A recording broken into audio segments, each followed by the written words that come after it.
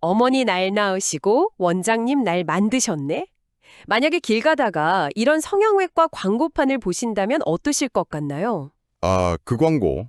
아마 피식 웃으면서도 평생 잊지는 못할 겁니다. 그렇죠. 머리에 확 박히죠. 바로 이 짧고 재치 있는 문장 하나가 오늘 우리가 깊이 파고들 자교의 핵심, 바로 유머의 힘을 제대로 보여주는 것 같습니다. 네, 오늘 당신이 보내주신 자료가 임붕영 교수의 1% 리더만 하는 유머 대화법이라는 책인데요.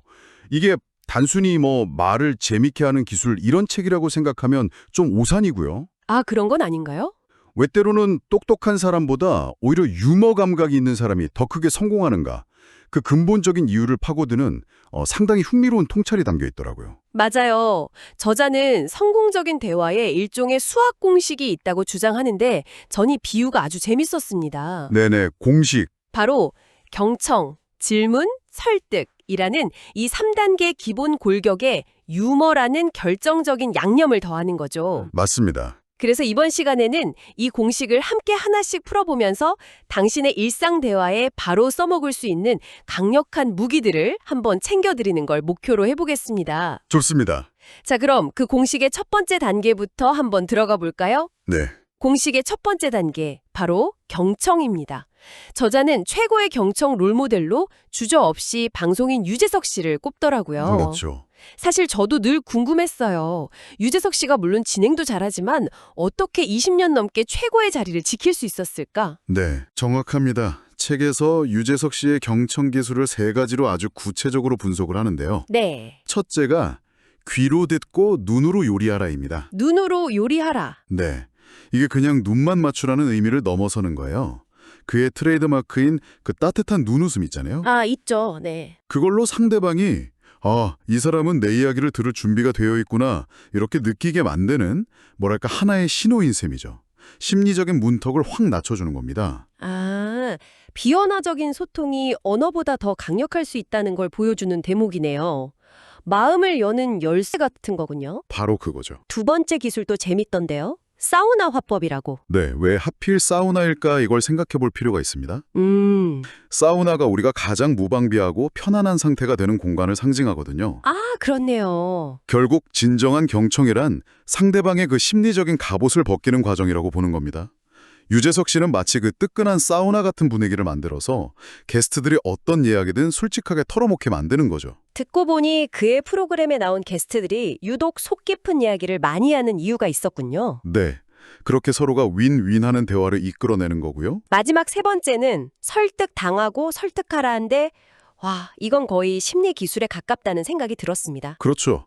인간은 누구나 본능적으로 자기 방어 기제가 있잖아요. 네, 있죠. 누가 날 설득하려고 하면 일단 벽부터 치게 되는데 유재석 씨는 이 본능을 역이용하는 겁니다. 역이용이요? 먼저 상대방 말을 전부 수용하고 고개를 끄덕여주면서 마치 당신 말이 다 맞습니다. 제가 졌네요. 이런 느낌을 주는 거죠. 아, 그렇게 상대방이 심리적 승리감에 도취돼서 방어벽을 스스로 허물었을 때 자연스럽게 대화의 주도권을 가져와서 자신이 원하는 방향으로 이끌어가는 겁니다.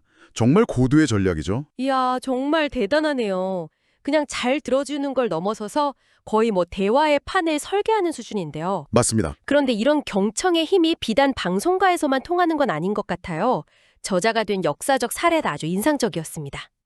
칭기즈칸의 예시를 말씀하시는군요. 네. 그가 자신의 이름도 쓸 줄 모르는 문명이었지만 스스로 이런 말을 남겼다고 하죠. 나는 내 이름도 쓸 줄 몰랐으나 남의 말에 귀 기울이면서 현명해지는 법을 배웠다. 와, 그는 부족의 장로들은 물론이고 심지어 전쟁 포로의 말까지 귀담아 들었다고 합니다. 포로의 말까지요? 네, 그 경청의 힘이 소수 민족이었던 몽골을 인류 역사상 가장 거대한 제국으로 키워낸 핵심 동력 중 하나랐다는 분석입니다. 그렇군요. 사자성어 이청득심, 즉 귀를 기울여 사람의 마음을 얻는다는 말이 이보다 더 잘 어울리는 사례가 있을까 싶습니다. 반대로 이 경청에 실패하면 얼마나 엉뚱하고 난처한 상황이 벌어지는지도 책에 재밌는 일화로 나오더라고요.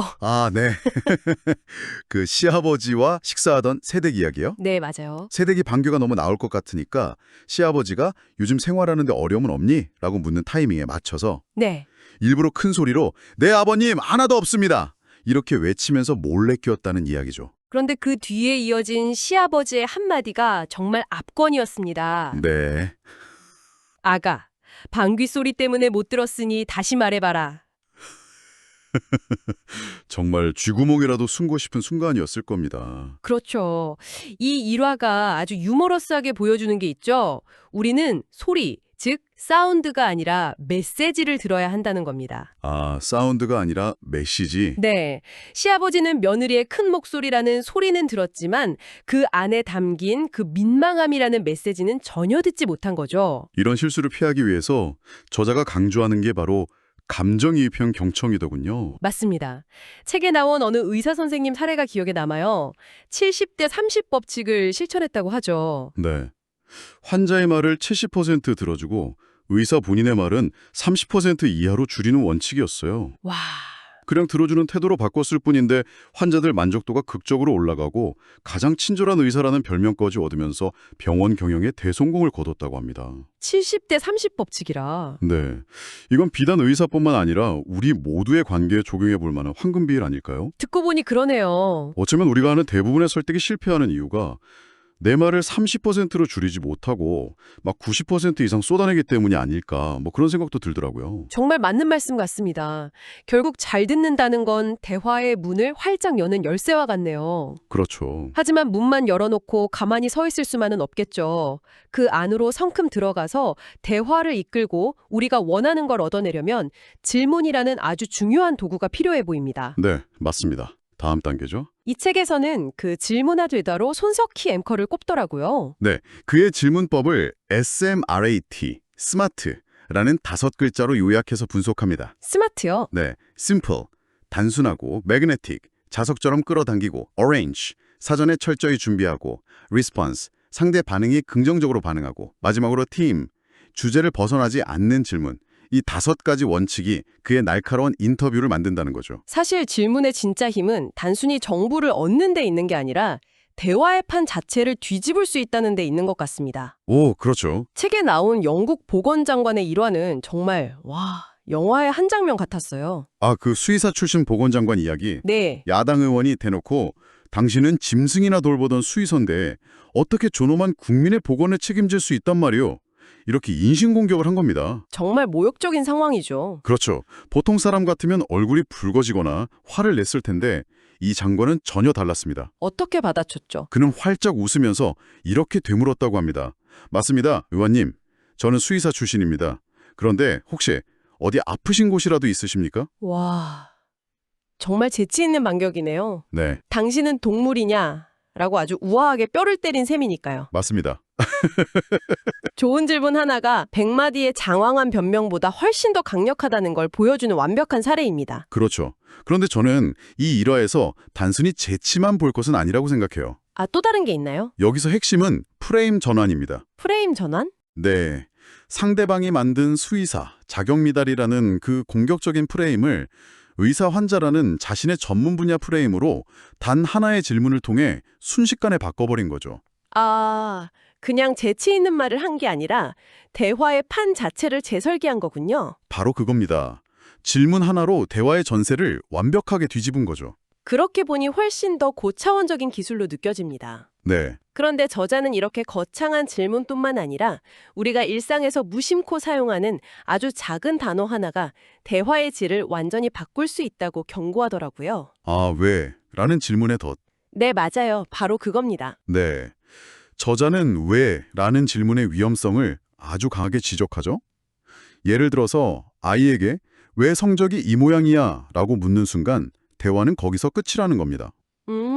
이 질문은 상대를 방어적으로 만들고 마치 취조실에 앉은 피의자처럼 책임을 추궁당하는 느낌을 주니까요. 듣고 보니 정말 그렇네요. 저도 아이한테 왜 숙제 안 했어? 라고 자주 물어보는데 그럴 때마다 항상 변명만 늘어놓거나 입을 닫아버리더라고요. 네, 그게 바로 검사형 질문의 함정이라는 거죠. 그럼 이 책에서 제시하는 대안은 뭔가요? 이 덫에서 어떻게 빠져나올 수 있죠? 아주 간단한 해결책을 제시합니다. 왜를 어떻게로 바꾸라는 겁니다. 왜를 어떻게로? 네, 왜 성적이 이 모양이야가 아니라 어떻게 하면 다음 시험에서는 성적을 좀 더 올릴 수 있을까? 이렇게 묻는 거죠. 아, 저자는 왜가 과거의 잘못을 추궁하는 검사형 질문이라면 어떻게는 미래의 해결책을 함께 고민하는 변호사형 질문이라고 설명합니다. 검사형과 변호사형. 네. 이 작은 단어 하나만 바꿔도 대화의 분위기가 훨씬 건설적이고 긍정적으로 바뀔 수 있다는 거죠. 그런데 어떻게라는 질문도 잘못 사용하면 좀 위험할 수 있지 않을까요? 예를 들어서 이미 지쳐 있는 사람한테 어떻게 하면 이 문제를 해결할 수 있을까? 계속 물으면 오히려 압박감만 줄 수도 있을 것 같은데요. 아주 예리하고 중요한 지적입니다. 그런 부분에 대한 언급이 있었나요? 네. 저자도 그 점을 분명히 경계합니다. 어떻게 질문은 상대방이 해결 의지가 있고 함께 논의할 준비가 되어 있을 때 가장 효과적이라고 말하죠. 아, 그렇군요. 만약 상대가 감정적으로 완전히 지쳐 있거나 힘든 상태라면 해결책을 묻기 전에 우리가 첫 번째 단계에서 다뤘던 감정이입형 경청으로 돌아가서 먼저 공감해 주는 것이 순서라고 강조합니다. 아, 결국 이 공식들이 따로 노는 게 아니라 상황에 맞게 유기적으로 연결해서 사용해야 하는 거군요. 바로 그겁니다. 서로 맞물려 돌아가는 톱니바퀴 같은 거죠. 그렇네요. 책에서 언급된 예수의 질문법도 참 인상 깊었어요. 너희는 나를 누구라고 생각하느냐? 같이 직접 답을 주지 않고 질문을 통해서 상대방이 스스로 답을 찾게 만드는 방식 말입니다. 네, 그건 소통의 최고 경지라고 할 수 있죠. 내가 원하는 답을 내 입으로 말하는 게 아니라 상대방이 스스로 생각해서 자신의 입으로 말하게 만드는 것. 그보다 더 강력한 설득은 없을 겁니다. 자, 그럼 이제 공식의 마지막 단계로 넘어가 보겠습니다. 네? 경청으로 문을 열고 질문으로 길을 안내했다면 이제 상대의 마음을 움직여서 우리가 원하는 최종 목적지로 이끌어야겠죠? 그렇죠. 바로 설득과 유머의 단계입니다. 저자는 유머가 단순히 대화를 재미있게 만드는 양념을 넘어서 상대방을 변화시키는 마법을 부린다고까지 표현하더라고요. 유머가 사람을 설득하는 3단계 전략을 구체적으로 제시하는데요. 3단계요? 네. 1단계 기발한 유머로 감성을 자극해서 닫힌 마음의 문을 열게 하고 2단계 웃음을 통해서 경직된 생각을 유연하게 만들고 마지막 3단계 긍정적인 분위기 속에서 우리가 원하는 행동에 나서게 만든다는 겁니다. 아, 그렇게 연결되는군요. 우리가 맨 처음에 이야기했던 그 성형외과 광고. 어머님 남 낳으시고 원장님 남 만드셨네. 가 바로 이 3단계 전략의 완벽한 교과서네요. 정확합니다. 재치 있는 문구에 웃음이 터지면서 마음이 열리고 1단계, 성형에 대한 부정적인 생각이 좀 유연해지면서 2단계, 결국 어느 병원이지 하고 찾아보게 만드는 행동 3단계로 이어지는 거군요. 바로 그겁니다. 저자는 이런 유머 설득의 살아있는 롤모델로 방송인 강호동 씨를 꼽습니다. 강호동 씨요? 네. 사실 어떤 사람들은 그의 큰 목소리가 좀 시끄럽다고 생각할 수도 있잖아요. 맞아요. 저도 처음엔 그냥 목소리 크고 에너지가 넘치는 사람이라고만 생각했죠. 하지만 저자는 강호동 씨의 큰 목소리를 그냥 시끄러운 소음으로만 보면 안 된다고 이야기합니다. 그럼 뭐라고 하죠? 그 안을 자세히 들여다보면 사람들을 웃기는 재치, 정확한 타이밍, 이야깃거리가 모두 누가 있다는 거예요. 그래서 이 큰 목소리가 결국 사람들을 무장해제시키고 설득하는 강력한 무기가 된다는 거죠. 아, 책에 놓은 평편하게 깔깔거리게 만드는 사람이라는 표현이 정말 찰떡 같았습니다. 듣고 보니 정말 진지하고 논리적인 말만으로는 사람의 마음을 얻기 힘든 시대라는 생각이 드네요. 네, 그렇죠. 결정적인 순간에 던지는 유머 한마디가 장화간 연설을 이길 수도 있다는 거겠죠. 저자가 마지막에 된 비유가 오래 기억에 남아요. 바닷물이 썩지 않는 이유에 대한 비유 말씀이시죠? 네. 광활한 바닷물이 썩지 않는 이유가 그 안에 포함된 단 3%의 소금 때문인 것처럼 우리의 대화가 지루하고 생명력을 잃지 않으려면 반드시 3%의 유머라는 소금이 필요하다는 겁니다. 3%의 유머? 네.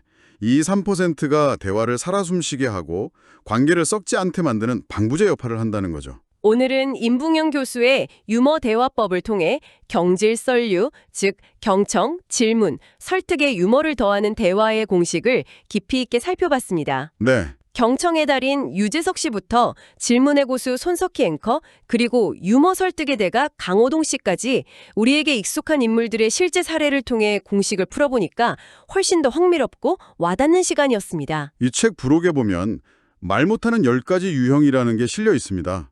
아, 그런 것도 있나요? 네. 예를 들면 촌철살인을 하려다 되레 자살골을 넣는 촌철자살형이라든가 말은 번지르르하게 많은데 알맹이가 하나도 없는 이풍당당형 같은 것들이죠. 하하, 재밌네요. 오늘 우리가 나눈 이야기들을 되새겨보면서 나는 이 10가지 유형 중에 어디에 가장 가까울까 하고 한 번쯤 스스로를 진단해 보시는 것도 아주 재미있는 경험이 될 겁니다. 저도 꼭 한번 해봐야겠네요. 마지막으로 당신에게 생각해 볼 만한 질문 하나를 남기며 마무리할까 합니다. 네. 작가 알베르 카뮤는 이런 말을 남겼습니다. 진정한 대화란 자신의 집을 떠나 다른 이의 집 문을 노크하는 것이다. 우리는 그동안 상대방의 집 문을 두드리기는커녕 우리 자신의 집 안에서만 너무 크게 외치고 있었던 건 아닐까요?